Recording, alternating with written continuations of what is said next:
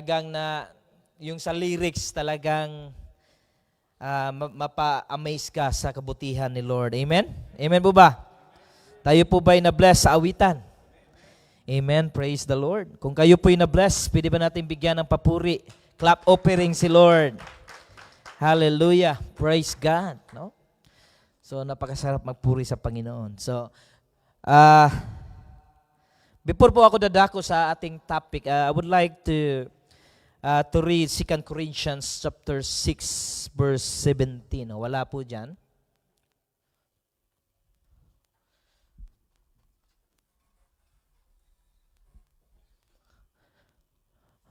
No? Ang sabi po, if anyone is in Christ, is a new creation. Wow. Amen. Are you in Christ, mga kapatid? Amen. So, ibig sabihin, tayo'y bagong nilalang. Amen? No, you are new creation. No? Kung ano yung dating buhay po natin, ay hindi na tayo katulad noon. Amen? Tayo po'y binago ng ating Panginoon. So, bakit ko po ba binanggit po sa inyo ngayon, mga kapatid? Because, meron kasing nakasulat sa Biblia, mga kapatid, na nakadestin na yung mga taong na-stumble, meron mga taong na-stumble because they disobey God. So basahin ko po, no? 1 Peter chapter 1 verse 1 Peter chapter 2 verse 8. Ang sabi po, sa mga hindi new creation, no? To those who stumble, no? They stumble because they disobey the message, which is also what they were destined for. So meron talaga na mga tao, no? Kaya they are stumble because ganun na. They are destined to be stumble. And also for those who are in Christ, ang sabi po, but you are chosen people, a royal priesthood, a holy nation, God's special position, that you may declare the praises of Him who called you out of the darkness into His wonderful light. In verse 10 it says, once you were not a people, but now you are the people of God. Once you have not received mercy, but now you have received mercy. Amen. No? Binanggit doon, hindi pala tayo dating tao. No? Hindi tayo dating tao. Ang ibig pong sabihin doon, we are not the chosen people of God before. But we choose to believe Jesus Christ as Lord and our Savior. Kaya po tayo, we are the chosen people of God. Amen? Kaya tapikin niyo po ang iyong katabi at sabihin mo, pinili ka ng Diyos. Amen? You are chosen. No? Napakasarap, no? No? So, imagine, brothers and sisters, how we are so blessed because tayo po ay pinili ng Panginoon. Ang sabi nga niya, you don't choose me, but I chose you, sabi ng Panginoon. Kaya tayo po'y magalak because tayo po ay pinili ng Diyos to become His priesthood. Amen? No? Ang sabi nga doon ni Apostle Peter, ang sabi niya, a precious people of God. Wow.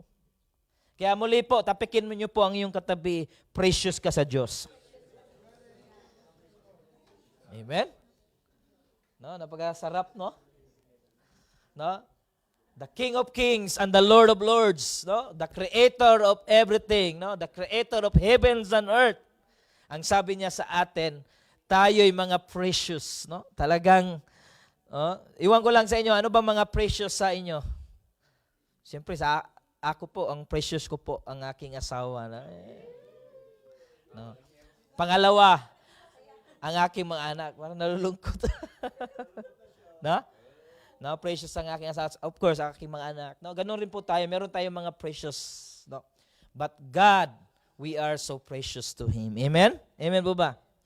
Amen. So before po, ang title po ng ating pag-aaralan is the theme for the month is Set Apart. No? So narinig na po natin yung first Sunday and second Sunday. No, inexplain po doon ano yung ibig sabihin ng set apart, right? No, kaya nga binanggit ni Apostle Peter na once you are not people, no? Hindi ka tao noon. No, hindi ka tao ng Diyos, pero sinisit apart ka na maging chosen people of God, na? So inexplain po nila. So ngayon po, ang title po natin is A Condition for Holiness. Because today we will talk about holiness. Amen. Amen po ba? Are you ready? Kasi kapag sinabi nating holiness, talagang kakabahan tayo.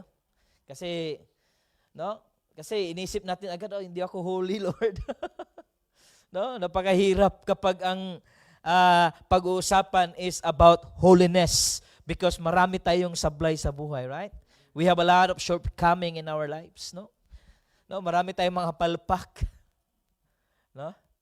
Kaya salamat sa Diyos because I do believe merong mensahe ang Lord sa atin ngayong gabi.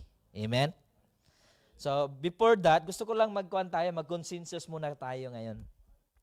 Sino po bang mahilig maglinis ng bahay? Taas ang kamay. Ha?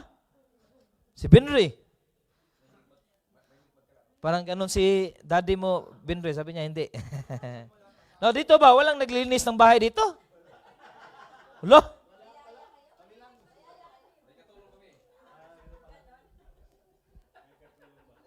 Ha?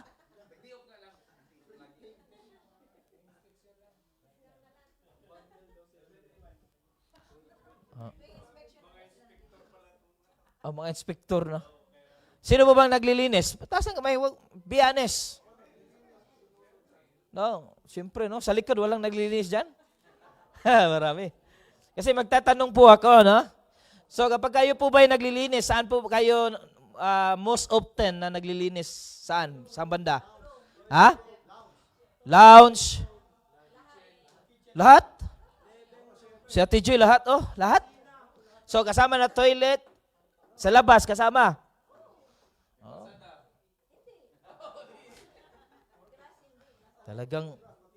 Talagang pastor, yung mga membro natin dito, talagang malilinis. Amen? So, mostly, ano yung mga, siyempre, yung nakikita lang natin, yung nilinisan natin, right? Amen? So, did you try to clean at the back of your fridge? Sino pong nakatry dyan? Or maybe you clean under the bed. No? Under the sofa. No? Under the stove. So, sa mga naglilinis na at the back of the fridge, under the bed, ano yung nakikita niya? Ano yung napa-flash sa iyong mga mata? Ha? Ano yung nakikita niyo? $50 na buo. Ha? Ano, si Sister Joy, sabi niya, ipis. Alam na, may ipis sa inyo, sis. So kapag naglilinis po tayo yung sa mga ilalim na hindi laging nakikita, kaya kasi tayo, ang style po nating mga, I don't know, maybe all of the human being, yung nakikita lang. Right? So we don't bother na dun sa ilalim, sa likod, because gusto lang natin yung nakikita natin, yung linilisan natin. But when you clean the under your bed, at the back of your fridge, or maybe at the bottom of your, in the stove, then what you see is a disgusting dirt. Right? Amen? Noon dati, ang sarap mo, gusto mong umupo sa lounge mo, sit, yung lazy boy mo, nung paglinis mo sa ilalim, ang dami palang kalat. Napakayaki pala, kaya kailangang palinisan. O may surot na. Yung mga taga-Saudi o taga-Middle East. Maraming surot doon. No? Bakit ko po binanggit po sa inyo mga kapatid? Because I know every one of us, we want to clean everything, right? That we see. Because ayaw nating mapahiya sa ating mga bisita sa ating bahay, right? At ayaw rin nating maibik sa mga landlord. Amen? Amen po ba? Are you with me? So, same way in our heart, mga kapatid. No? Sometimes we often try to clean our exterior, such as our action, our behaviors, but we don't allow the Lord to clean out the hidden places in our heart.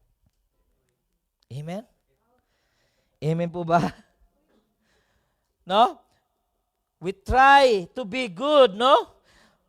Lord, gusto kong maging, sabi nga sa kanta, di ba? Gusto kong bumait, pero di ko magawa. Nasa Diyos ang awa, pero nasa tao ang gawa.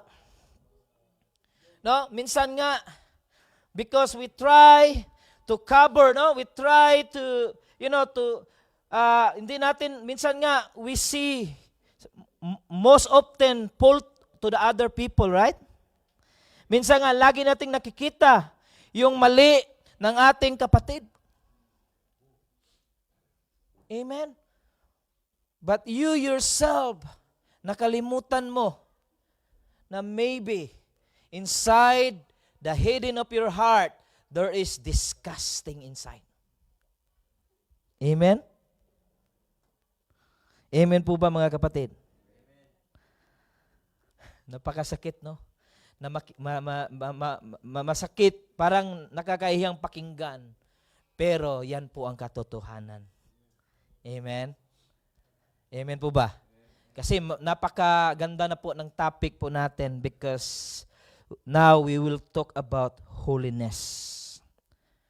Kaya kailangan po tayong mga Kristiyano, bago po tayo maghusga ng ating kapwa, bago tayo titingin sa mali ng ating kapatid, first, look at what inside your heart.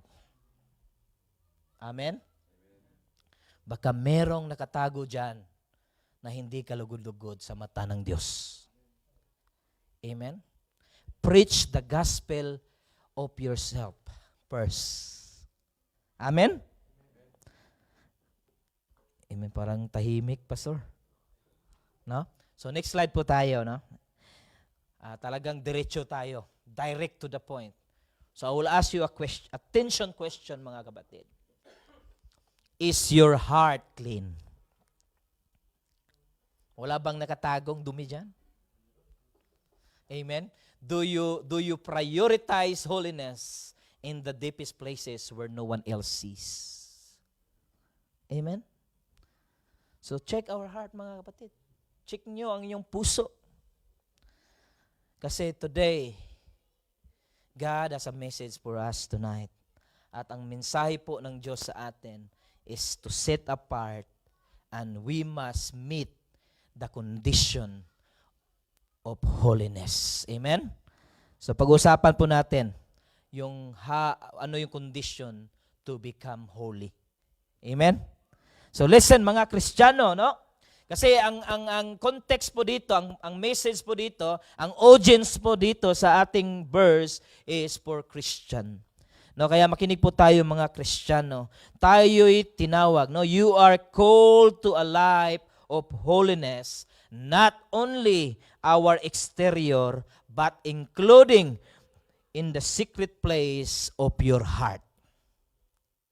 No, hindi lang ako pugi ngayon. No? Dahil nagpagupit ako, no? Sabi nga ng aking kapatid na si Jorix, pang 302 ako na ginupitan. Kuwan pala, nililista yung mga ginupitan, Pastor. Tinanong ko, saan yung, ilan yung mga nagpatawag ng pulis? 300 daw, so kami lang nimitin ng hindi pa. Amen, praise God. So, ito po yung mensahe po sa atin, no, ng Panginoon na ang pagiging holiness, hindi lang po sa ating pananamit, sa ating mukha, no? Sa ating action. Kasi minsan nga, it's hard to pretend, right? No? It's hard to pretend. No? In your heart, ay galit na galit ka No? Di ba? Hirap magpretend na mapagmahal ka, pero ang puso mo puno ng galit. Amen? Iwan ko lang sa iba kung kaya nyo, no? Talagang actors kayo or actress. Pero napakahirap po. Because ang sabi po ng Biblia, kung ano ang nasa loob, yun po yung lalabas sa iyong exterior. What is the interior? It will show your exterior action. Amen? Kaya po, tayo po'y tinawag, mga Kristiyano. Christian, we are called to a life of holiness, not only our exterior, but including the secret place of our heart. Kaya po, tanungin niyo po ang iyong sarili, mga kapatid. Baka merong disgusting hidden inside your heart. Because tonight, tayo pong lahat ay tinawag ng Diyos na maging banal. Not only your physical, but also your spiritual life. No? Hindi tayo tinawag ng Diyos na maging banal sa ating pananamit lamang, mga kapatid. And also, tinawag po tayo sa ating spiritual life. So, basahin po natin ang ating scripture. No? In Mark chapter 7, verse 20 to 23, it says, He went on, what comes out of a person is what defiles them. For it is from within, out of a person's heart, that evil thoughts come. Sexual, immorality, theft, murder, adultery, greed, malice, deceit, lewdness, envy, slander, arrogance, and folly. All these evils comes from inside and defile a person. No? Ang sabi nga sa Tagalog, ang lumalabas sa tao, ang nagpaparumi sa tao. Sapagkat mula sa loob, mula sa puso ng tao, lumalabas ang masasamang pag-iisip. Mga pakikiapid, mga pagnanakaw, mga pagpaslang, mga pangangalunya, mga pag-iimbot, mga kabuktutan, pandaraya, kahalayan, pagkainggit, pagkalapastangan, kapalaluan at kahangalan. Ang lahat ng kasamang ito ay sa loob nagmula, siyang nagpaparumi sa tao. Amen? Kahit inyong nagpakita ka ng good works, pero ang iyong puso ay puno ng kasamaan, puno ng galit. No? Still, sabi ng Biblia, marumi ka. Amen? So, evils that comes from our hearts often make their way into external. Kung ano ang nasa loob ng ating puso, kaya ingatan po natin. Kaya ang Bible po ang sabi, ingatan mo ang iyong puso. Kasi ito yung magiging buhay mo. Amen? Kung anong nasa loob ng iyong puso, yon ang magre-reflect to your action. Amen? Kaya po mga kapatid, hawakan po ninyo ang iyong puso. Hawakan po natin. Hawakan niyo po. No? Hawakan niyo po ang iyong puso. No? Kumusta ang iyong puso? Tumutunog pa, no? Normal, no? No? If there is a junk, no? Itong puso po natin, the junk that people see in us comes from the heart that need holiness. Amen? Kasi tinawag tayo ng Panginoon. We are the new creation. No? Tayo'y bago ng nilalang. Tayo na mga lingkod ng Diyos. Tayo na mga anak ng Panginoon. Kaya anumang junk na meron sa puso natin, kailangan natin, we need holiness. Amen? So ano po ba yung Word of God sa atin tonight? Because ako po'y naniniwala na tonight, merong mensahe si Lord sa bawat isa sa atin. I don't know what's inside your heart tonight. No? Hindi pa ako heart reader or mind reader. But si Lord po, alam ni Lord kung anong laman ng ating puso. Amen? So, what is the word of God for us tonight? Now, let's read another scripture, no, in 2 Timothy chapter 2, verse 20 to 22. No, ang sabi po, in the large house, there are articles not only of gold and silver, but also of wood and clay. Some are for special purposes, and some for common use.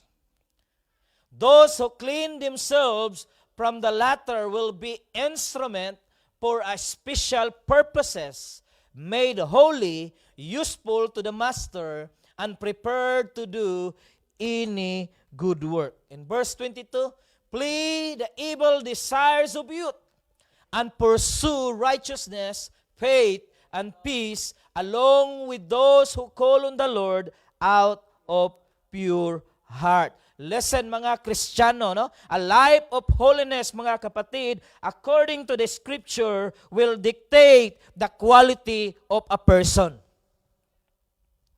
Ulitin ko po.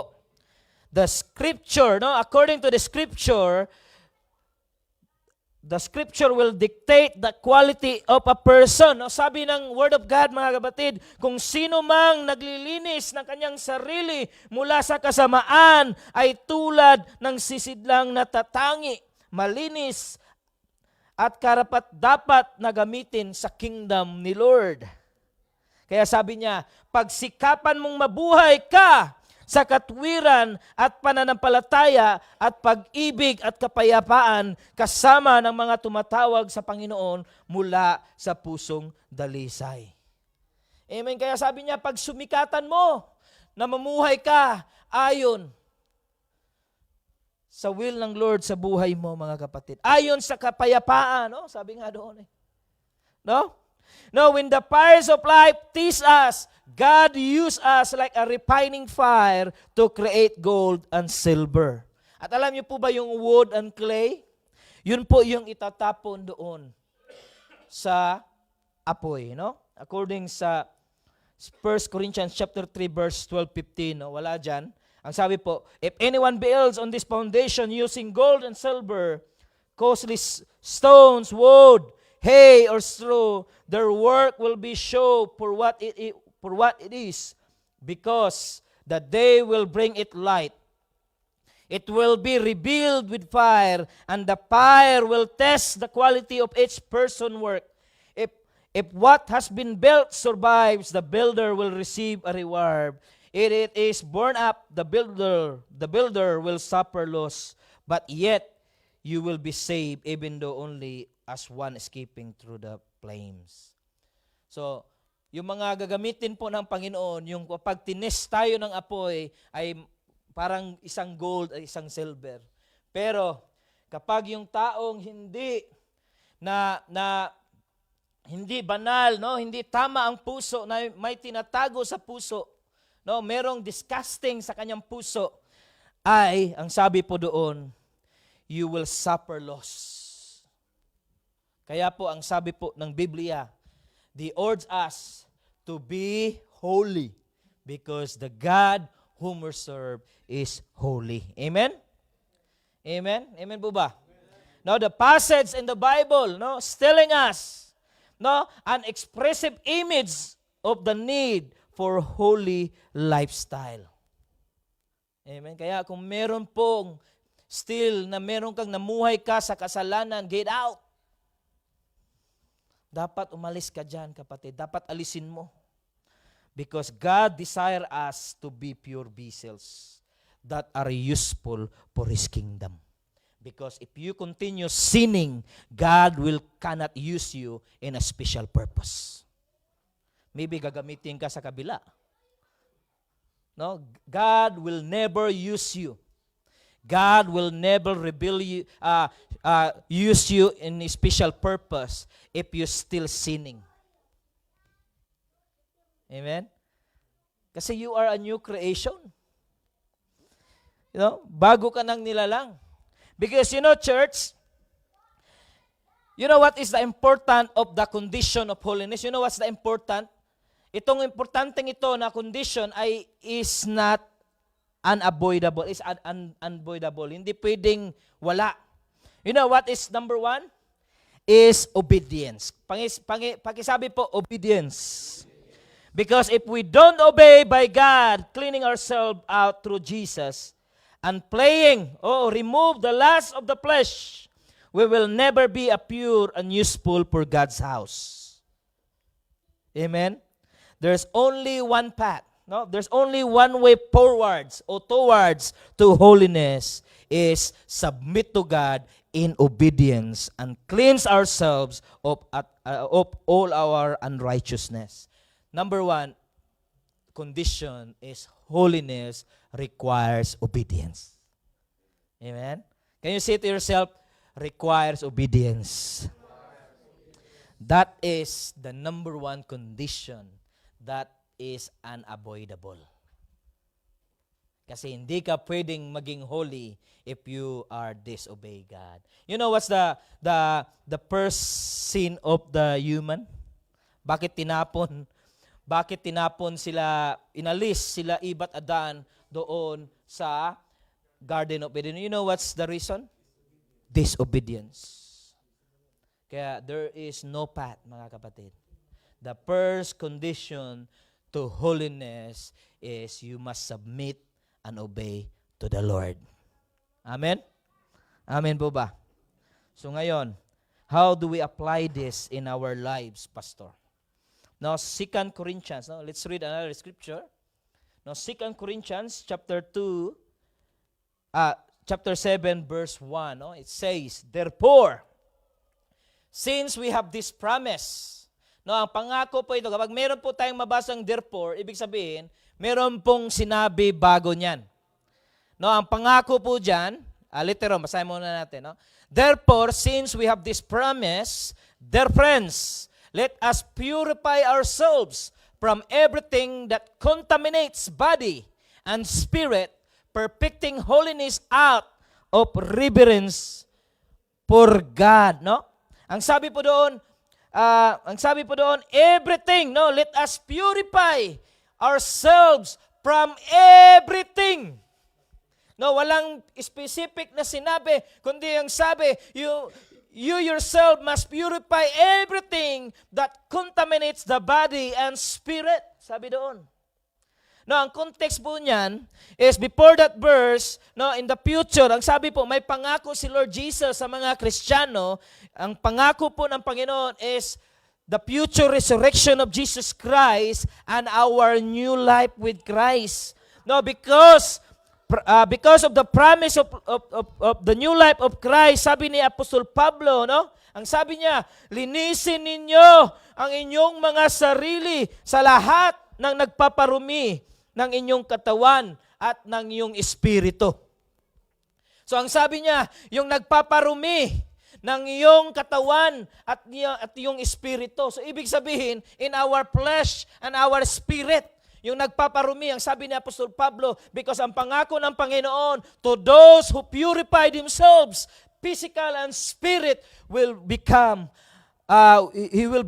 meet Christ.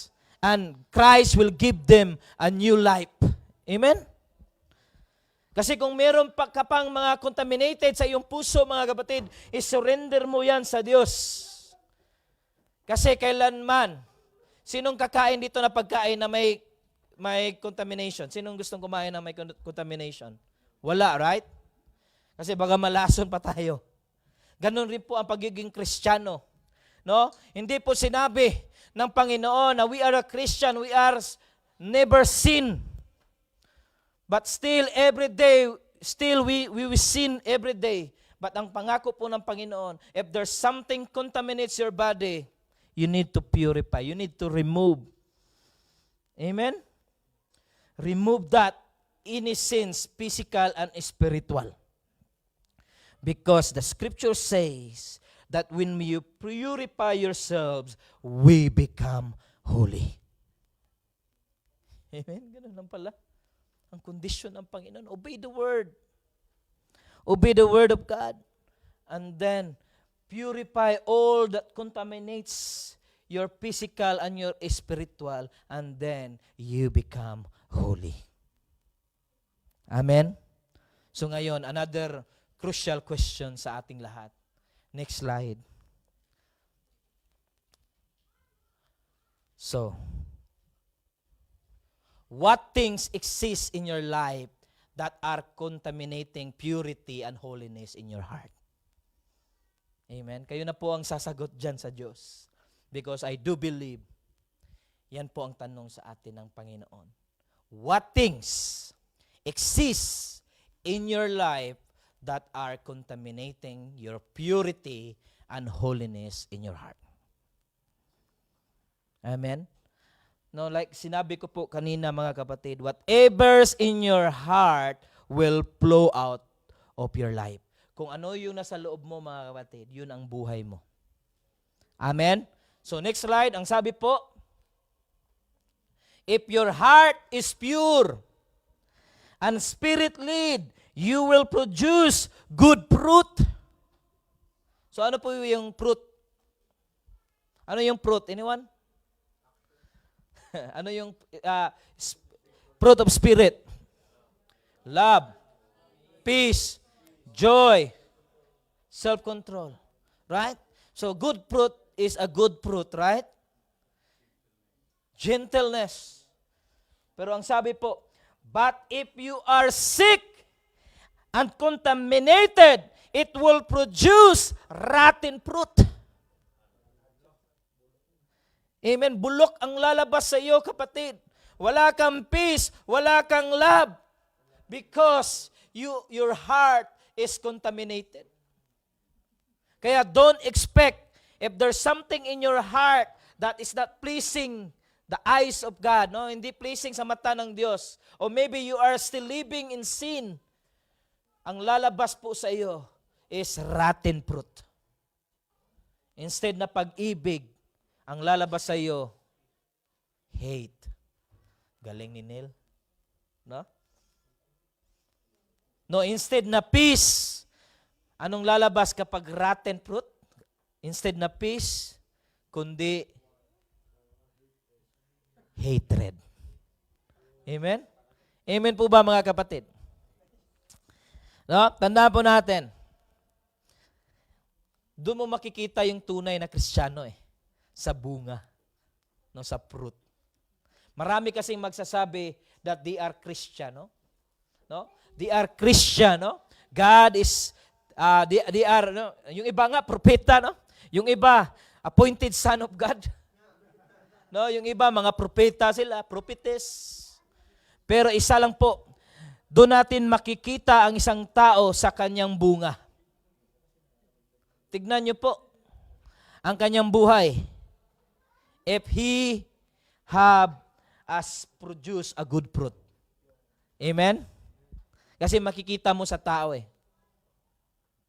kung rotten fruit ba siya, nag-produce ba siya ng rotten fruit or good fruit. Amen? Because holiness required obedience. Kaya mga kapatid, ngayong gabi, no, kahit sa online po natin, kung nakikinig po kayo, make a decision today to claim the places that are hard to reach, often hidden in your heart. Make a decision today. Kasi I do believe, ito po yung mensahe sa ating lahat ng ating Panginoon, na kailangan nating maging holy, set apart, because we are the chosen people of God. Amen? No matter what it costs, clean out the things that contaminate you. So if you see na itong bagay na ito, itong pangyayari na ito, ang naging dahilan, kaya parang ikaw ay na-contaminate, ngayon po kahit anong cause pa yan mga kapatid, kahit anong mangyari, you need to get out there. Amen? Kung meron sa ating loob mga kapatid na contaminated, this is the time. No, the Word of God and the God whom we serve remind us na kailangan nating alisin anumang contaminated sa ating puso. Lalo na kapag tayo po'y naglilingkod na sa Diyos. Mahirap pong magpuri sa Panginoon. Mahirap pong maglingkod sa Panginoon. Mahirap pong mag-share ng gospel. Mahirap pong mag-share that Jesus is love if your heart is not right. Amen? No, hindi ko po, like sinabi ko po kanina, I don't know what's inside your heart. but God knows. Amen? Hindi nyo rin alam kung anong nasa puso ko, but God knows. Amen? So, doon po ako papasok sa pangalawa ko pong condition. Condition on how to become holy. No, condition for holiness is number 2 is clean out what contaminates you. Pakisabi po, clean out. Yan po ang mensahe sa atin ng Panginoon. You need to clean out who contaminates your heart. Amen? A condition for holiness. Number 2, clean out and remove anything na nakatago sa loob ng iyong puso na hindi kalugod-lugod sa mata ng ating Diyos. Amen? And God is telling us today, this is the time because God will never use you in a special purpose if hindi tama ang iyong puso. Kasi alam ng Diyos, mahihirapan ka. No, hindi ka gagamitin ng Lord kasi mahihirapan ka. Mabigat ang iyong puso. Kaya kailangan mo nang i-release. Because if not, you will produce a rotten fruit. But glory to God, mga kapatid, ngayong gabi. No? Tayo man, meron man tayong rotten, no? Meron mang rotten dito, no? Meron mang disgusting dito sa ating puso. But glory to God because tonight, God sent us a message. Amen? So if you obey Him in His Word, I will tell you now, mga kapatid, you will be amazed how God use you in very special purpose. Amen? No? Kapag tayo po'y nag-obey sa Lord, tayo po'y nag-obey sa Panginoon, na sinuko po natin, no? Yung mga merong kabigatan sa ating puso ay sinuko sa atin ng Panginoon, I guarantee you, brothers and sisters, God will make you a vessels of His Word. Amen? And because ikaw ang gagamitin ng Panginoon to become the vessels of His promise, maraming mapagpala na mga kaibigan, kapamilya, no, kasama sa trabaho, because gagamitin ka ng Panginoon to glorify Him. Amen? Amen po ba? So ngayon,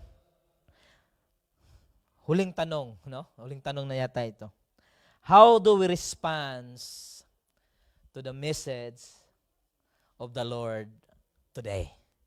No? Ito po'y tanong po sa bawat isa sa atin. How do we respond to the message of the Lord today? So meron po akong guide dyan na question po para sa bawat isa sa atin. Na ang sabi po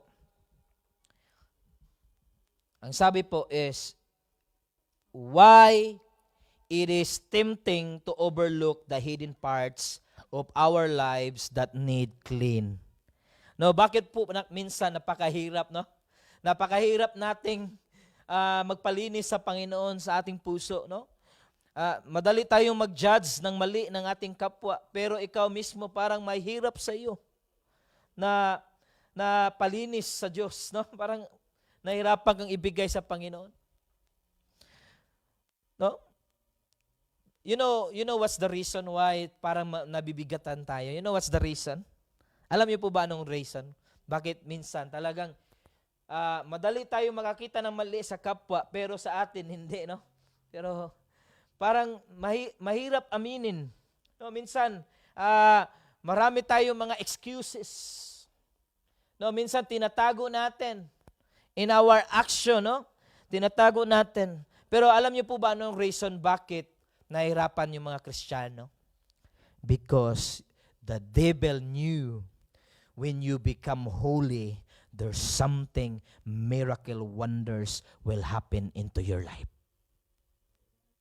Amen?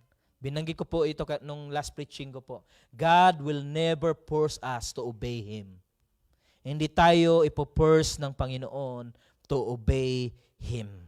But ang pangako niya, there is a blessings to the people of God who obey Him. Amen? Amen po ba? So ngayon, number 2 question is your heart clean or contaminated? And what lead you to your answers? Meron ba sa atin ngayon?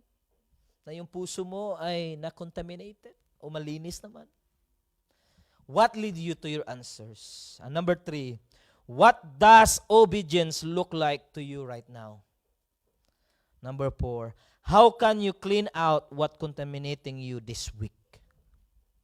Alam nyo, isa lang po. Isa lang po. Kaya po, alam nyo po, napakabuti po. Kaya po, nung nag-worship po tayo, we worship Him because binigay niya sa atin yung 1 John 1:9. No? Binigay niya sa atin. No, even though our heart is contaminated, no, maybe there's junk inside our heart, pero ang sabi ng Panginoon, siya'y tapat. Siya'y tapat magpatawad kung tayo humingi ng kapatawaran. At napakaganda, ang sarap pakinggan. Hindi ka lang papatawarin ng Diyos, kundi lilinisin tayo in all our unrighteousness. Amen? Kaya ang kailangan natin, the number 1 condition to become holy is to obey God. Obey His word. Ano yung pangalawa? Remove all the contaminated inside your heart. Amen? Amen po ba? So, tatayo po tayong lahat at we will pray, no? Praise the Lord. So, short lang po tayo ngayon, no? Praise God. Nagulat yung mga worship team. Amen. Amen. So, awit po tayo ng isang awit and I will pray for us. Hallelujah. Praise Jesus. No? Sabi ko po kanina, mga kapatid, no, wala pong perpekto po sa atin, no? We will sa month of the